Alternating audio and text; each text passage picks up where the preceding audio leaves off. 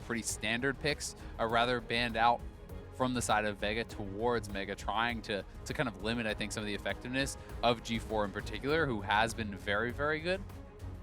Absolutely has, but instantly we're going to see the first pick, Hecarim, coming in for boss on the top side of the map, showing us the Ignite early. Makes me feel like it's most likely going to go into his hands, but now Rocky instantly going to snap lock in that Rek'Sai. They'll follow with the Galio as well, so some strong engage options here on the side of Mega. Yeah, Boss has played back-to-back Hecarim games, so it would certainly make sense that it would go up to him, but Anonysik certainly did play Hecarim, in his own region. He has played it in solo queue and so on and so forth, so it could be flexed. If the Kindred comes through, you're very certain that this is going to be Hecarim top and Kindred jungle, but it has not been the option just yet.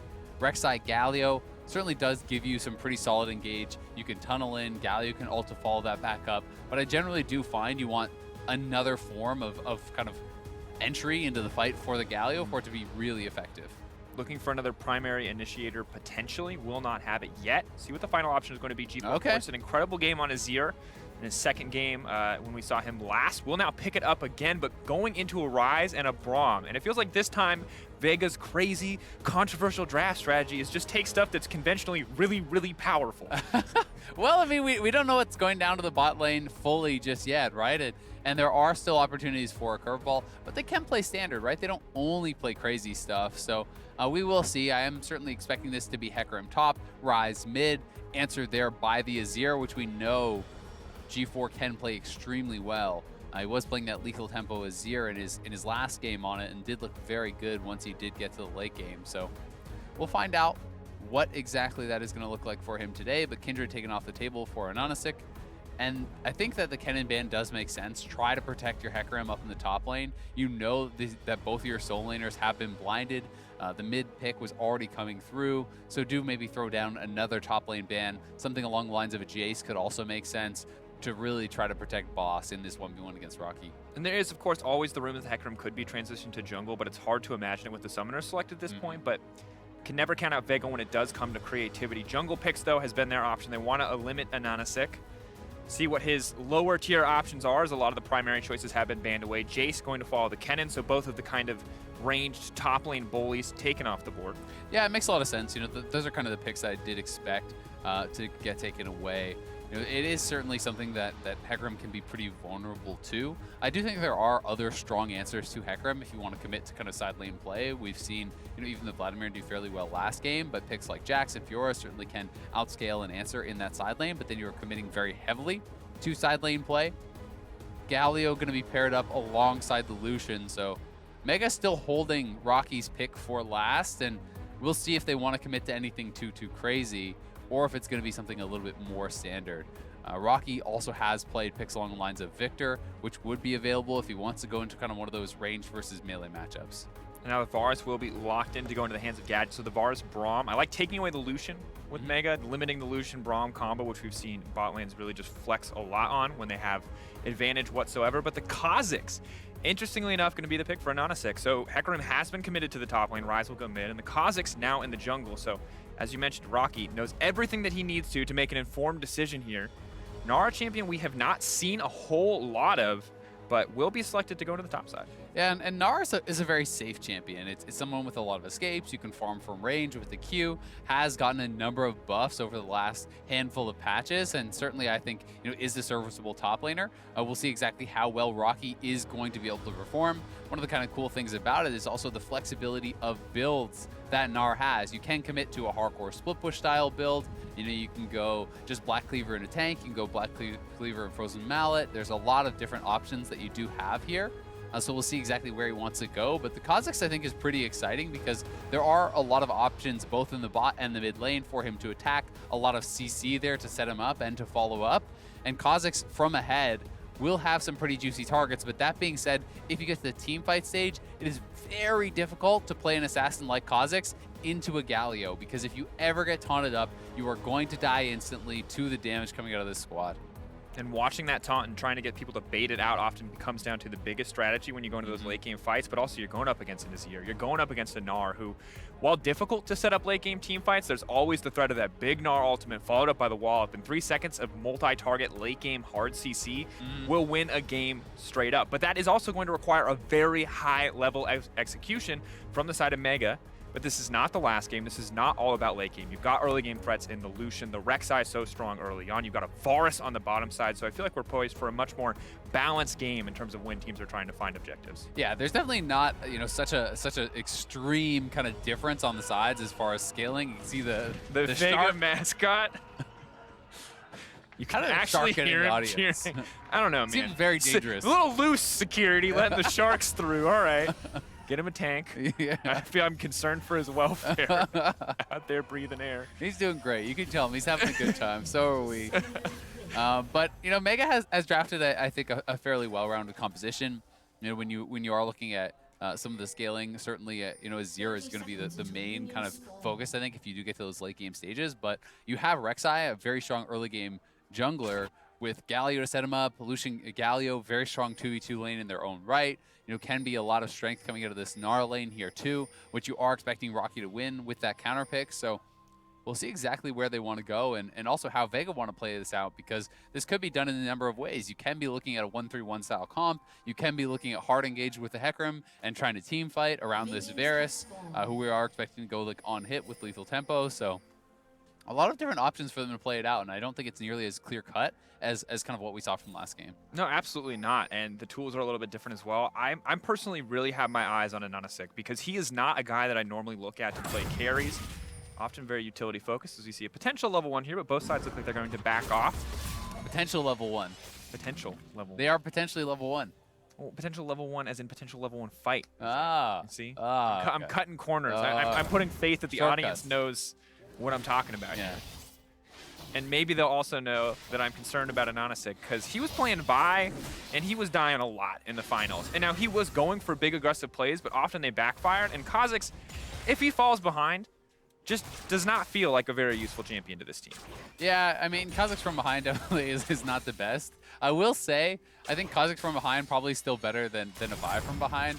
I mean, I guess it's really debatable, but at the very least, you do still have kind of some poke and wave clear with the Evolve W. You can still be pretty annoying with that harass. Vi, obviously, the option there would just be kind of landing the CC, so pretty debatable. But either way, we'll see if Ananasik can get out to a good start, because he's certainly not planning on getting behind, and I do think Kha'Zix does have the ability to get ahead.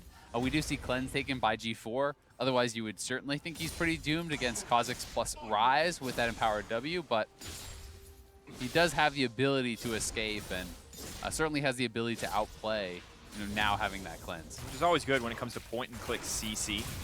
Maybe wants to get aggressive here. You see both junglers taking rather defensive pathing. June going to be the first person to contest a Scuttle Crab. Both junglers opting to clear the entire red side of their jungle for the fast level 3. And Rek'Sai now poised to get both Scuttles if he wants, but can instead opt to go to the bottom side. Has been spotted out. Gadget and Sansa should know that this is coming. Yeah, they saw him on a ward in the river clearing Scuttle. If they get killed by this gank, that is not what you want.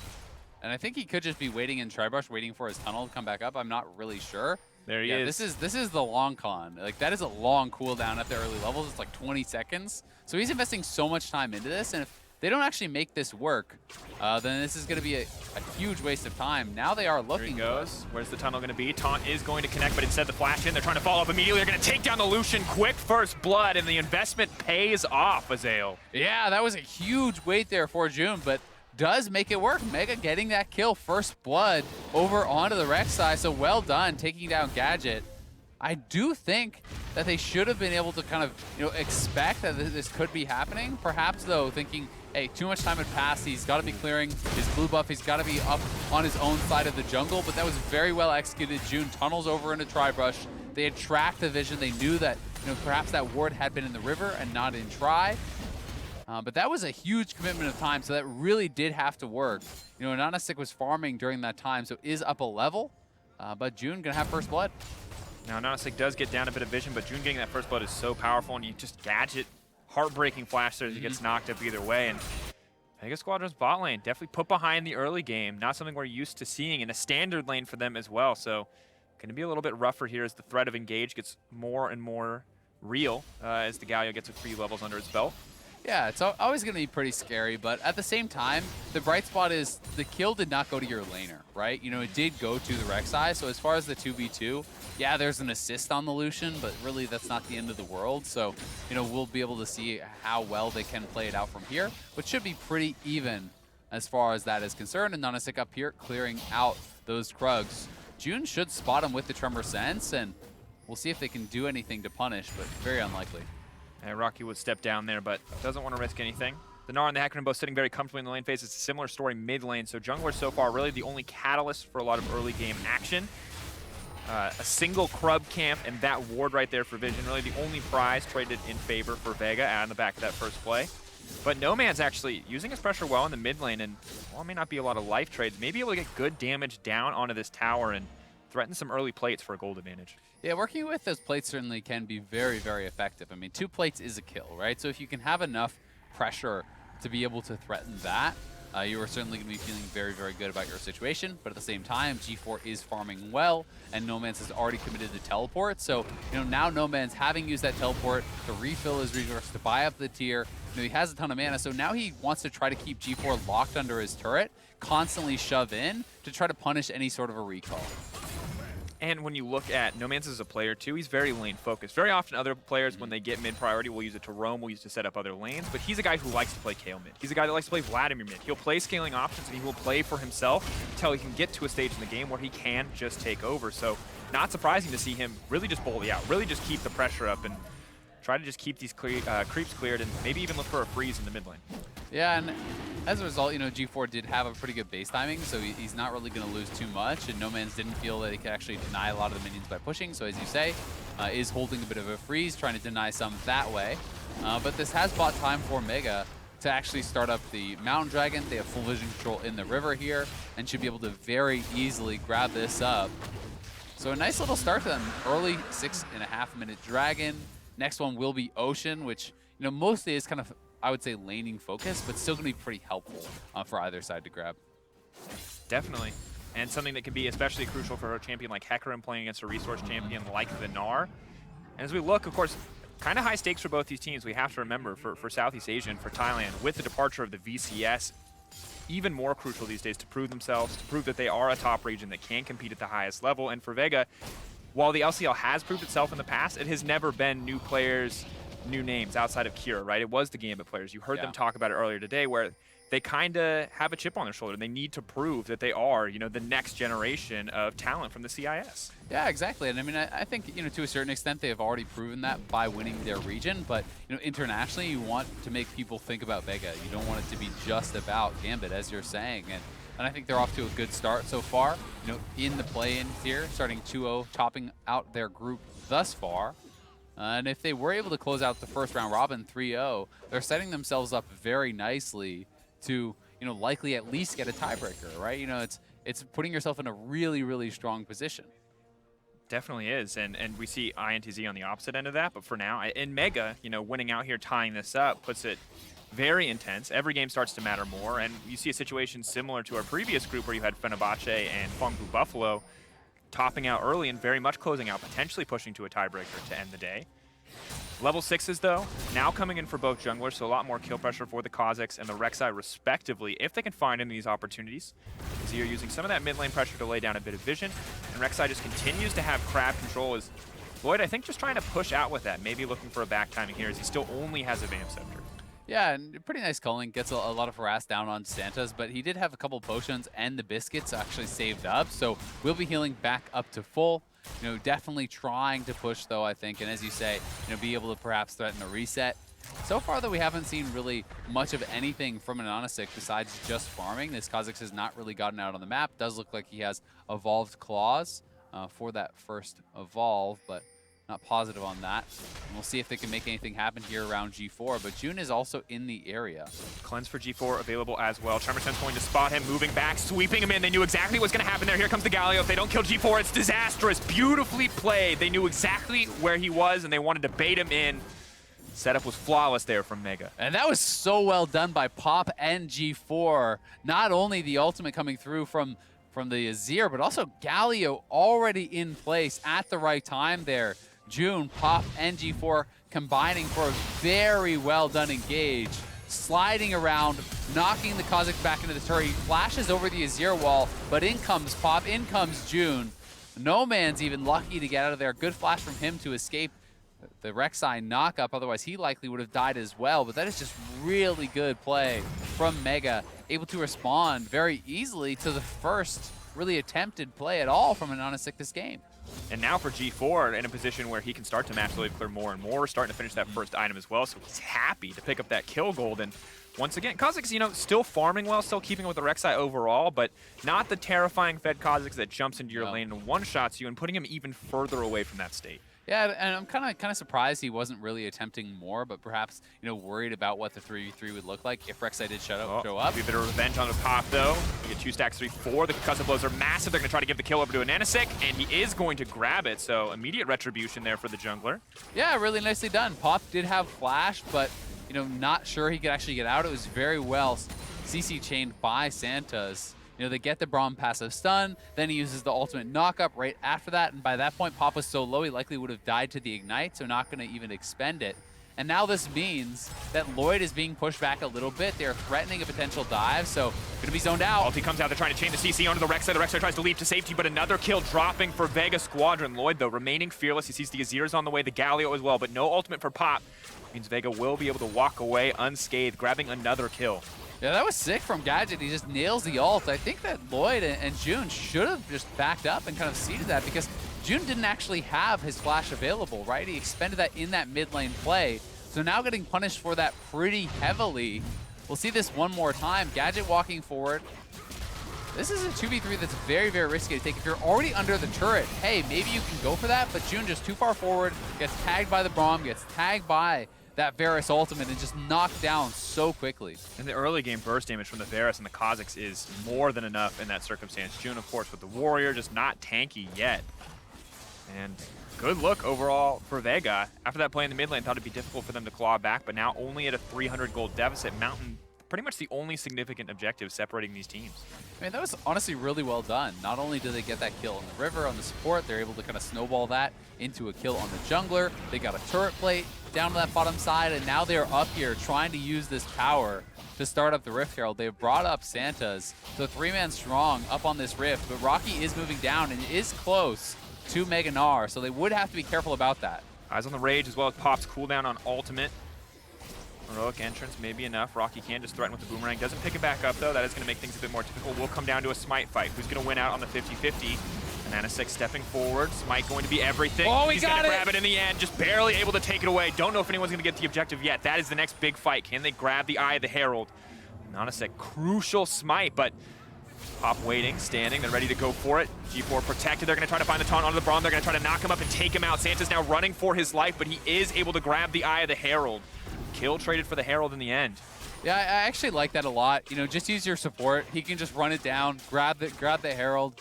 The Braum dying there is not too big of a deal, especially when you realize that Gadget has knocked down 3 turret plates during that time. That is so much gold over on the Varus. And they have the Rift Herald to potentially cash in on a couple more plates before 14 minutes does come out. We'll see if Braum wants to drop it immediately. We pretty much have to run straight to mid lane and just drop it if they want to try to cash in before 14, but I'm not sure if they're going to have enough time. For now, Lloyd just trying to recoup some of that gold for himself as well as Pop. Just going to straight up take it. It's a hit it. Rocky's going to step forward, but he's just going to get all of that gold. This Varus is going to be so incredibly far ahead, and Anonysix taking advantage of this time of this chaos where it feels like Mega are trying to get back in control to take the Ocean uncontested. Herald drops mid, Santas is there as well, and very much it is Vega dictating the pace of this game. Herald is going to come in just in time to get a few plates. No Man's may give his life in the exchange. They're now trying to retreat, uses the stun. No lockup means he just gets to walk away. The Braum locked up into the tower. Anonysix stepping forward, but won't be able to get anything else as Braum does go down. Gadget throwing some damage forward. The ulti comes out and they disengage. Vega walking away with most of their members, only losing Santas in the process. Yeah, honestly, really well done from Vega. They just got so much money from those turret plates, and despite being down 2 kills, they're now really just dead even in gold. The Varus is going to be so rich, going back with over 2,000 gold in his pockets. Gadget now 1,200 gold ahead of the Lucian here. This is one more time. The turret aggro not initially on No Man's though, because it was actually on the Rift Herald. He's able to pull out that passive. He roots up June. Santas knocks up June as well, denying any potential knock-up and interrupt on that Ryze ultimate. So No Man's does get out for free kind of there, and Santas does have to give his life for the cause, but still very well done by No Man's. Yeah, well played in the end, but also G4, you can tell, is just feeling himself this game, very comfortable going for these big plays. One item already completed, 3-0-0. The Azir definitely the strong point on this Mega lineup, and if they can force some fights on their terms, may be able to put this to good use, but of course you've got Hecarim, a great side laner, Ryze, a great side laner, so may not get the opportunity if Vega do want to try for a 1-3-1. For now though, Gadget on the top side, pushing into Lloyd here, and of course 1.5 items completed for both these carries, but the Ninja Tappy, a pretty decent difference. Yeah, I mean, Gadget is significantly ahead as far as gold values go. He's pretty rich, and it is certainly going to be a very, very strong part of this Vega team fighting. But as you said, G4 3-0, already has his Nashers. We saw how dominant he can be if it gets to the later stages of the game already throughout the MSI play-ins. He's already played Azir once. He dominated in that game, so they're going to have to be very careful about how they deal with him. That being said, there is a fair amount of dive who can actually get on top of the Azir. Azir remains relatively squishy generally throughout the game, so if you can actually get on top of him with the Hecarim, with the Kha'Zix, there is potential to just burst this guy down. And Piercing Arrow from the Varus, you have backline access even if you are not able to be in auto attack range there, so G4 certainly going to have to play well. And similarly, if Pop goes in, he can't really step back, right? Yeah. That's the difficult position, whereas Braum has a little bit of offensive utility and a ton of defensive options. Galio, once he commits to a fight, really doesn't have a lot of the same options that Braum does, so it feels like a lot of executional pressure on the side of Mega. For now, Vega sitting very comfortably, despite the fact that the gold is even. They are clearly the team dictating the pace. They've taken control of that river. They're laying down vision, and we're just going to have to see what they do next. Yeah, and I think for now, it seems like they're pretty happy to just kind of wait for some more major items to come through. Rageblade coming in for Gadget would be really big. I don't think you're going to want to commit too heavily to a fight until Boss has that Triforce, which he's going to be relatively close to at this point as well. That is another really big point of power here, but at least threatening. Yeah, threatening the tower, and are going to be able to grab this tier 1 mid. That's going to open up a lot. Ananasik, though, stepping off to the side. Does have to run for his life, using the ulti as well as the leap there to make it out to safety. Yep, we'll be able to retreat, but then it's 5-man top. They're just rotating up to the top turret here, trying to get down that last tier 1. Just ahead on the play, their rotations have been very good. Already knocked down that bottom turret. They just get mid, use the Ryze ult to go right up top, take down the third outer of the game. It's now 3 towers to 0. And Rocky still back in base here, has actually rushed the Frozen Mallet, so foregoing the CDR from that Black Cleaver route will give him some nice kind of kiting potential against this Hecarim though. Oh, the Varus caught out though. Gadget, big fumble. Thought that he'd be able to complete the recall there, and a small victory over on the side of Mega. Definitely behind on the play, but do manage to get a kill back. Maybe they can start to shift things now. Yeah, Gadget, a little bit of a lazy recall. And honestly, once they were already up on top of him, he was probably just dead regardless. So I think his thought process is probably, well, I'm really close to the recall completing. Maybe it just finishes, and that's kind of my best hope of getting out. But now, a lot of damage down to June, has the tunnel. No Man's, though, not going to commit a flash to follow. Another tower will drop, so once again, we are straight back to even. The difference, though, 3 towers and a lot of passive vision control in the favor of Vega. But that means more standing gold, honestly, in favor of Mega if they can ever find a big play. Yeah, and we'll see if it's actually something that they're going to be able to collect in these next couple minutes. The Mountain Dragon going to be coming up again here in about 30 seconds, so they could look towards that.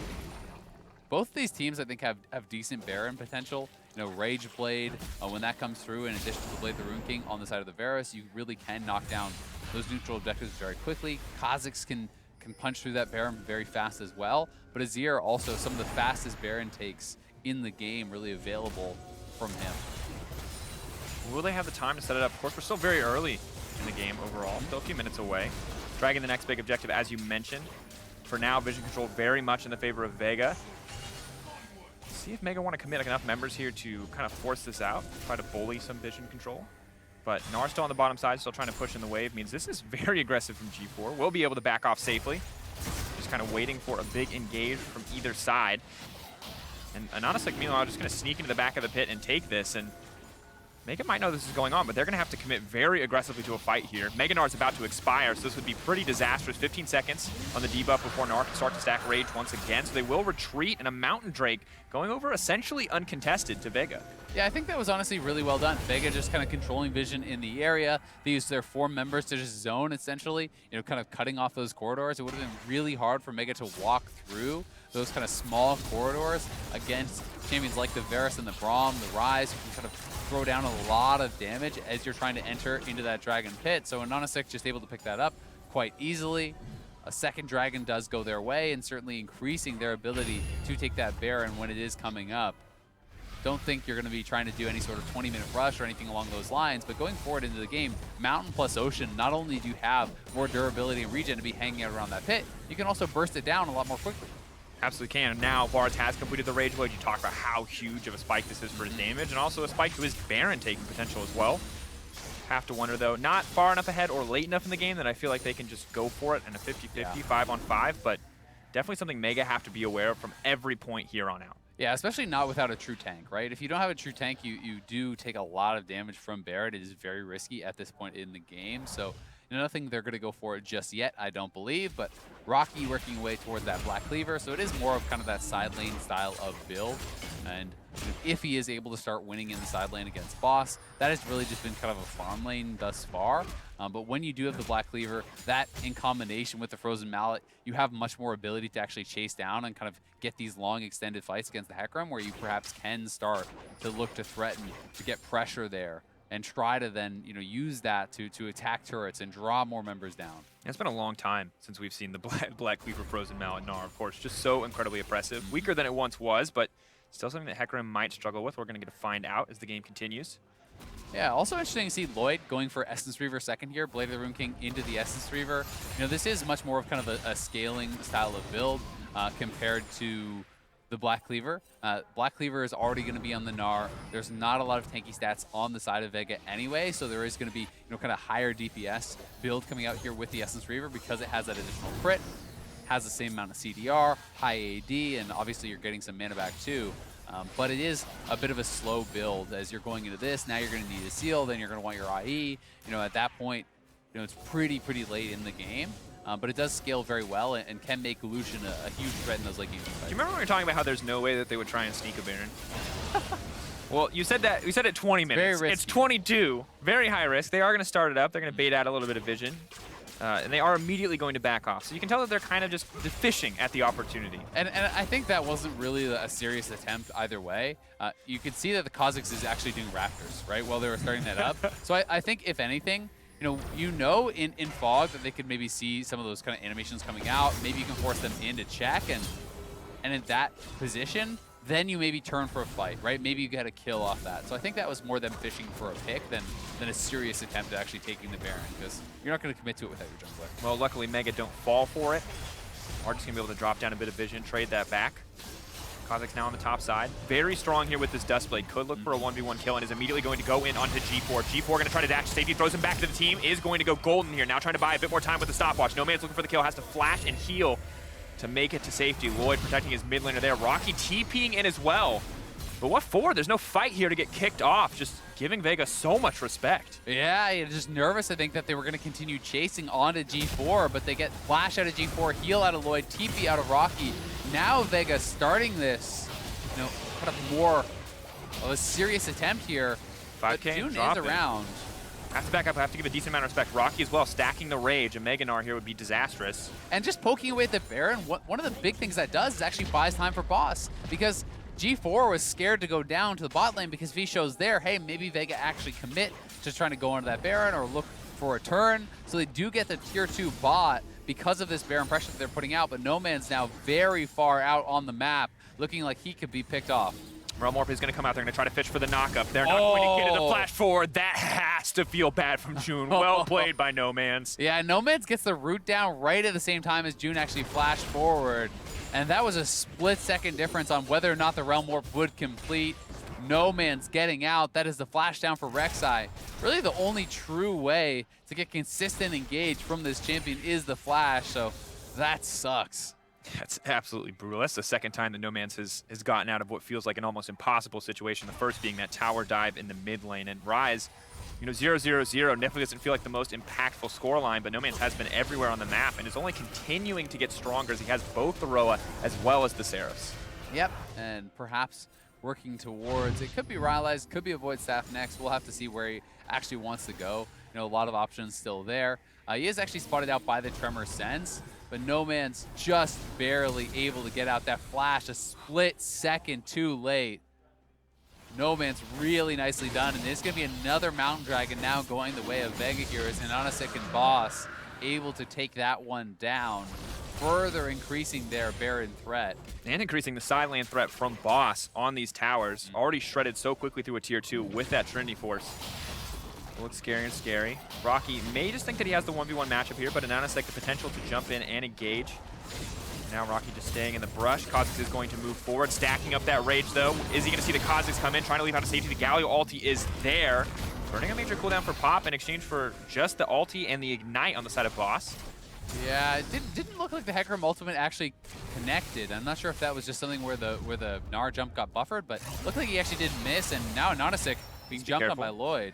Lloyd wants to get a little bit more. Another dash forward. The Culling comes out, and Anonysek taken down. Jungler's missing, but the TPs are now coming in. June going to look for the knock-up onto Boss. No ulti available, and they know it. Gnar is coming in. No rage stacked yet, however.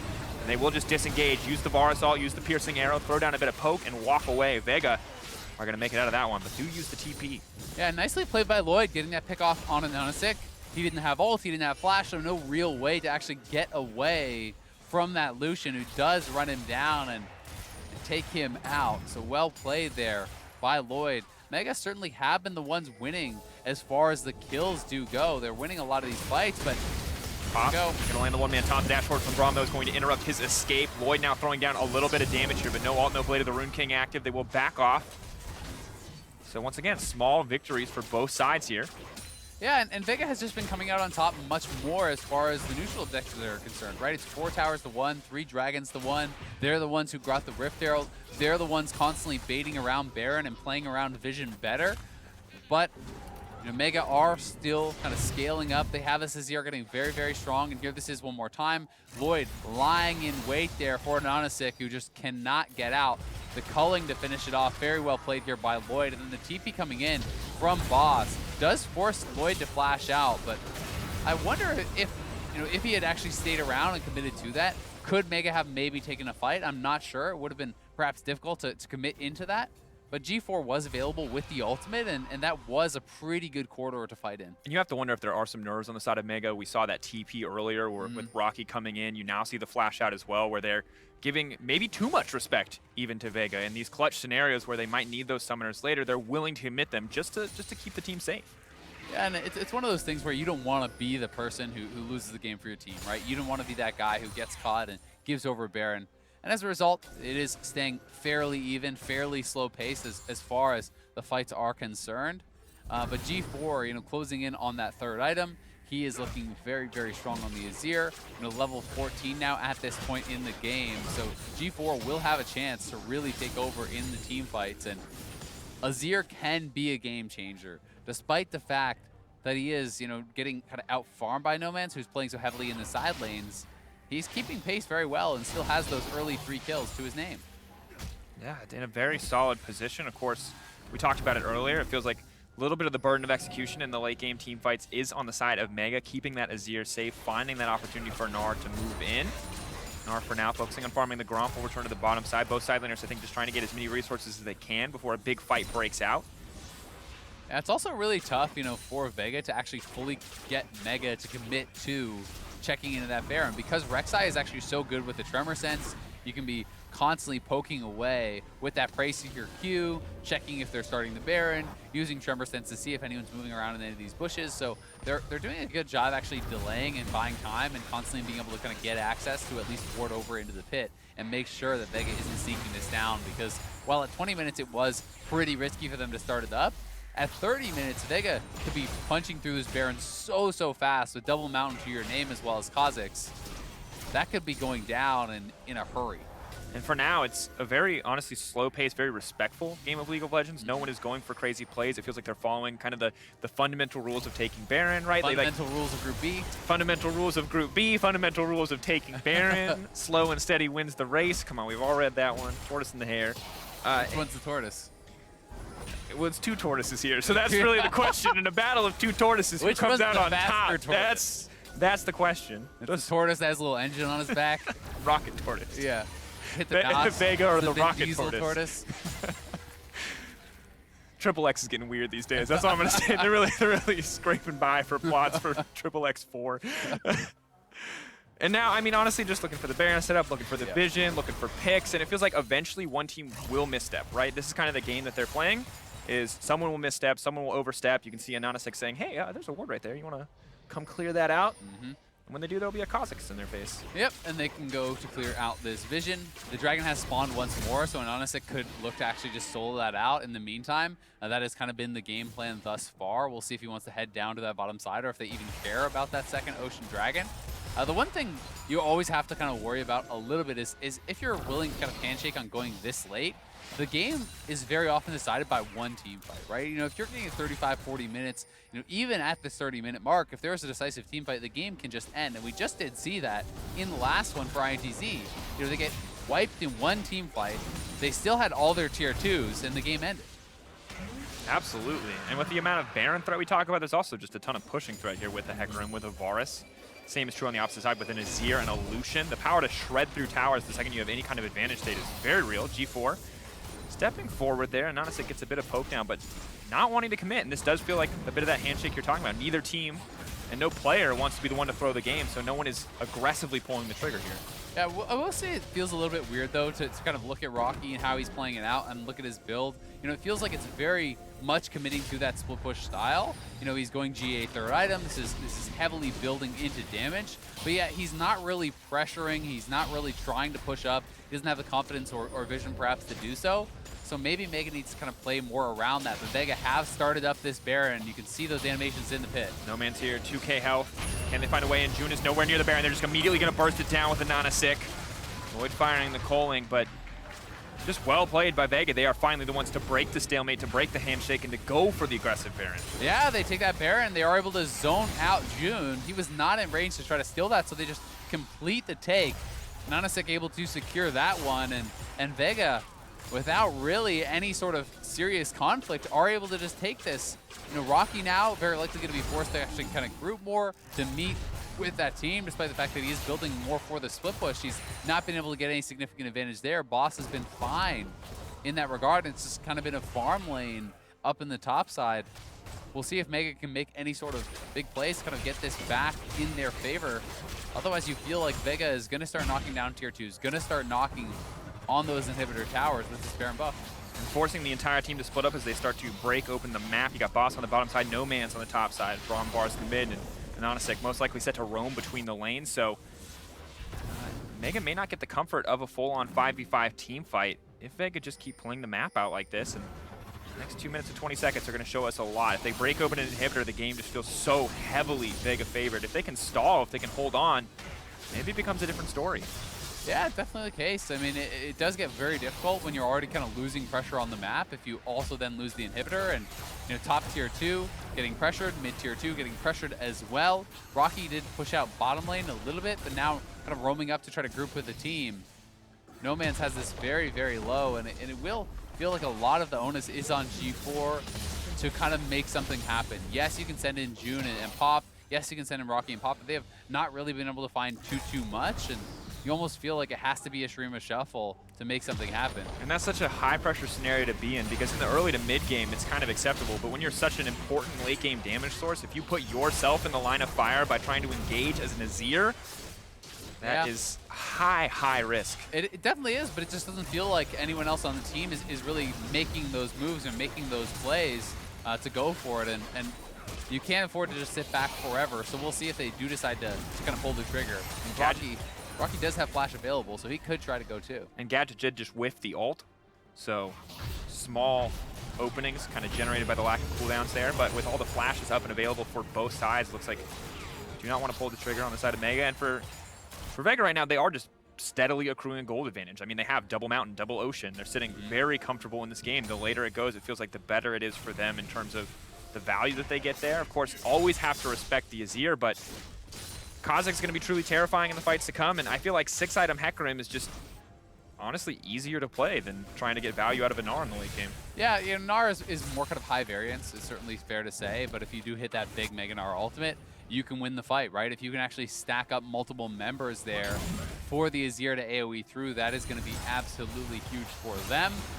But my concern is certainly more about the fact that Mega has been, it feels like, pretty willing to just kind of cede control over a lot of this. And you know, it's not just that they're getting pushed in, it's that they then lose control over a lot of the jungle. You can see more and more of that farm will be going the way of Vega as they kind of walk through, you know, farm up more and more of these camps, and are happy to just continually 1-3-1 and kind of take this very, very late. Varus is nearly full build at this point, sitting on the 4 items. Lloyd working towards what likely will be the Infinity Edge, but that is going to come in quite late. Will be difficult. Maybe that gives them a bit of extra damage edge, but it's tough for Mega because this is the second time we've seen them be willing to concede a lot of pressure, be the team where it feels like they have the tools to be proactive and not use them, as same as it was in the Detonation Focus me game. Now they're not against, you know, the Nightmare Kael'thas on Taric, so it's not a guaranteed win if it does come to team fights, but also it feels like Vega are just a team who understands what they need to do to win right now and are not going to give the grouped up 5v5 opportunity for any of these players to really play to maximum effectiveness. And to their credit, you know, Mega played a similar game in their win against INTZ, right? Where Shinny was actually making a lot happen on the Gragas for INTZ. You know, they were feeling like they were ahead a lot of the time, and then it hit late, it hit, you know, Azir getting, you know, 3-4 items, and all of a sudden G4 just completely took over. But Elder Dragon now on the map, so that is another neutral objective that is very, very important, and that Vega can force their opponents to come out and fight them over, because you know, this is a 4-Dragon Elder that you're potentially giving up, and Mega, you don't really want to be facing that down. And they need to pull the trigger now if they're going to do anything, because the Elder is now gone. Now they need to run, and Boss is going to be the one to chase him, trying to find an opportunity to go in. The flash forward is not going to hit anybody. Santa's burning the ult, but flash back in respect from Lloyd, and things only get harder here. Azale, that's 4-stack Elder Dragon, uncontested completely, and this late in the game, No Man's with a death cap can just solo it. Yeah, he's able to kill it so easily. The Elder doesn't have that damage debuff that Baron does, so you can actually solo it very, very comfortably. It's not really difficult to do whatsoever. And the biggest problem here is that next Baron is up in 45. They're going to have this Elder Dragon buff for the next 2 or so minutes, so they certainly can use this to secure their next Baron as well, which could then be used to try to crack the base. It just gets harder for Mega. If they can survive this Elder into the next Baron, then maybe they're set up well. Oh, G4 my caught God. out. Oh, that's so much damage. G4 just running. He knows he's already dead. Uses the stopwatch, trying to buy a bit of time. Galio not even get a chance to push ulti to come in and try and save the day. First mistake, it feels like, for G4, but when you make it that late against a death cap for Elder Rise, you are going to just die instantly, and now Rocky going in. This may not be the best time to go in. Still has the buff pop, though, coming in. They're going to try to commit multiple members to kill Boss to stop anything else from being threatened. The rest of the team barreling down mid lane. Ulti comes out, but the taunt still connecting. TP now coming in from the Rise. They're ready to turn this. Boss might just chase down on a Pop here. Is going to move in. Realm Warp now coming, ready to deliver that Rise. He's going to do so much damage. They lock up Pop. Pop now set to fall. The rest of the team escaping, but the rest of Vega Squadron rotating in. The Nars GA is going to be burned. Pop running to safety, but the rest of the team may just get chewed to pieces here. No Man's cuts through him. Another one's going to fall. Gadget flashing forward. Absolutely fearless. The knockout comes out, but it's too little too late. Shut down onto the bars, but the rest of the team absolutely routed. Lloyd taken down next, and Vega poised to end the game. Yeah, that should do it here. G4's up in a couple seconds, but it's got to be a miracle from him to try to stop Vega. And Vega forcing things on their term throughout this entire game. For a few moments, it felt like Mega might have had the advantage, but the rest of the game, the push back into the fountain is going to do a decent amount of damage, but it's too little too late. Vega get to end the game on their terms. One pick into a forced fight, and they are able to close it out. Vega 3-0 in the first round robin.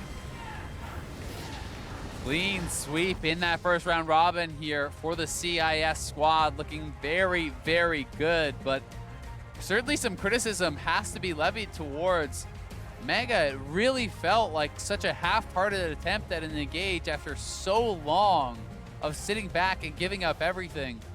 Why is that the opportunity that you were looking for? Why are you engaging in when they still have the Elder active? It just doesn't make a lot of sense from that point of view, but credit to Vega, drafting well, playing to their win conditions. They were slow and steady certainly throughout this game, but if your opponents are going to give you every dragon, are going to give you full Baron control, are going to allow you to farm their jungle.